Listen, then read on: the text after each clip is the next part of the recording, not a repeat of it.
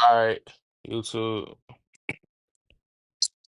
What's up, y'all? It's Knowledge, a place where you learn something new every day.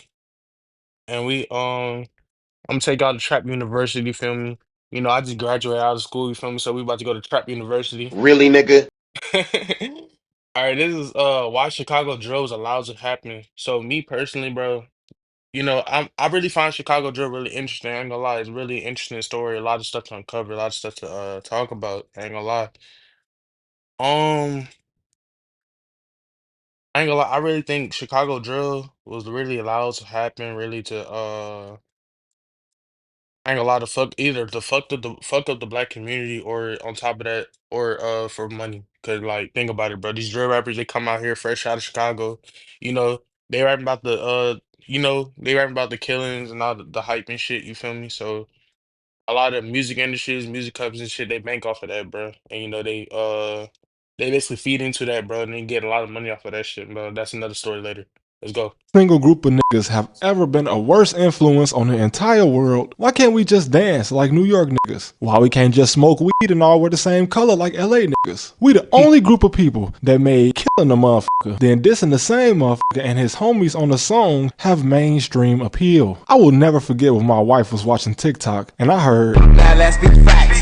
Southwest be the gangsters, knife where we at. I was like, that sound like some very ignorant ass Chicago shit, but nah, can't be. I'm tripping. Only to find out that innocent families was dancing to a nigga dissing a whole neighborhood. This song was so disrespectful, in case you didn't know, that the main rapper didn't even get to see it go viral because he got murdered before it even went viral. Cowboy Damn. boots, bro? It's not her fault. I'm sure dad had Damn, no fucking bro. clue. And this was 2019, I'm sure y'all remember. But by this time, it had already gone too far. So let's go back to 2014. When there was no New York drill, at least how it is today, there was no UK drill. LA never really had drill. I ain't gonna lie, bro. UK drill was the most weirdest drill like hype. Like we had the New York, we had the Chicago, we had the Jacksonville. I think we got Atlanta. What else we got? Fucking Baltimore. I don't know, but shit, bro. UK drill was the most weirdest fucking. That was the most The niggas kind of all weirdest ass genre. I never heard a nigga say, "Oh, everybody say, oh, I'm fucking with Chicago. I fuck with Florida." Nobody. I've never heard not one nigga say they fuck with fucking UK drill, bro. That shit was ass, man. In the party with Barbies and drillers. The kickback mad on the spinner. I see enough man just run for my niggas. always gang bang way too hard. But we can safely say that at this time, drill was still just a Chicago thing. Honestly, we didn't even know other niggas in other cities even had ops. It was so ignorant in the city back then. We knew New York was fucked up in the 90s, but at this time, NYPD was on one of their 10-year runs of actually solving crimes. And also, it still wasn't a worldwide thing to gang bang and openly admit to crimes on the internet. Can you believe that? That they're Saw the nigga that eat some cereal.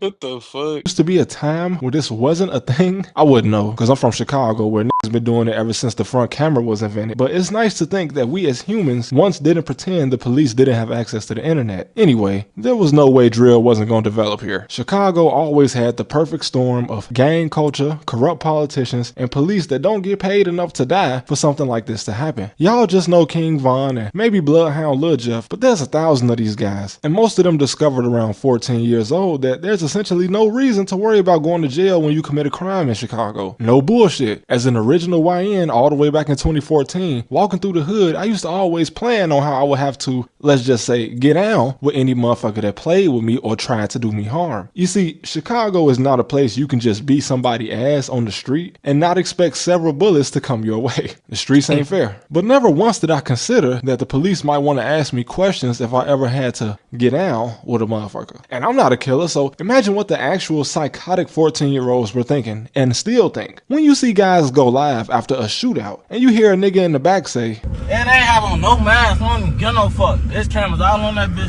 BD. you know these little niggas never cared. That guy actually did go to jail, I think. Please take his ass to jail. We got enough menaces on the streets. And did y'all Yeah. see the dude that walked in the gas station holding the AR under his arm like he was in North Texas smoking a cigarette, pay for his shit at the register, then go outside and send a motherfucker to the afterlife? This is nothing new. Look at his face. Really, nigga? This nigga holding an AR like this ARP with a like it's a fucking purse. Like that shit a fucking purse, bro. He walk in that bitch with his gun, go pay for some gas and go kill a nigga right then and there, bro, on camera, bro. What the fuck, bro? Bro, he never cared about nothing. I think this shit is still unsolved too. But That shit unsolved. Here's the facts in 2025. The Chicago police have gotten better at their job and begun solving or at least making an arrest on about 50% of cases like this. Unfortunately, the YNs have only gotten more reckless. The problem is, just like 10 years ago, we only see at the most 2 out of every 4 new drill rappers actually have the chance to blow up and live to see a way out of the hood. Just look at this picture. 3 of these guys for sure had the potential to get rich. One guy was the clear star, the other guy was the runner-up, and the other guy had potential too. But here we are, the 2 of them with the most views are dead. One is doing his best to keep up, and the other managed to take off just off the strength of how close he was to the star. And all jokes aside, this is sad. Tay Capone said it best. He's a veteran from the original drill and one of the last guys standing from his era. And he's only like 26. He said that if one of these guys used the charisma and appeal they had to transition over to something positive, or just kept going in sports like most of them were, they would have set a new trend. The shorties want to be like these guys whether they want to admit it or not. But half of these guys are dead. And it's a never-ending cycle that started in Chicago and still continues. I know you're supposed to learn from the past, but that's hard when you're only 16, only worried about the present. And I love Chicago. There was a time where I took part in some of the ignorance, not to the same magnitude as these guys, but it was different 10 years ago. And like New York, there's a lot of money in Chicago, which brings the feds. So if these guys don't end up in the morgue, they end up in a federal facility where there's no parole, no probation, no learning from your mistakes. Just you, 4 walls, and a bunch of niggas who could have been something. I hope this reaches everybody living in these type of environments. There's more ways to make it out than just music and sports. But the problem is, most of the guys in the spotlight never planned on making it out in the first place. When you live in that life, it might look fun and be fun, but these guys know they only living on borrowed time. And at a certain point, they just find themselves going with the flow of things until it's over. But a London video might be coming soon. I heard y'all got 900,000 cameras. That's crazy. And you motherfuckers be walking around like Jason with these big ass machetes? Yeah, y'all need help, man. I'm gonna start doing my homework. Nah, for real though, like these niggas really be walking around with fucking swords and shit, bro. See, bro, we walk around with ARPs and Glocks and shit, bro. They be walking around with fucking Bowie knives, swords and shit. I ain't gonna lie, I'd be more scared when a nigga to run up on me with a knife than a nigga to run up on me with a fucking gun. I ain't gonna lie, bro. That shit scary as fuck, bro. Like, imagine you walking down the street and you just see a nigga with a machete chasing you with a fucking ski mask on, bro. Run me your pockets, nigga. Like, man, I don't run. I ain't gonna lie, I'd be scared as fuck.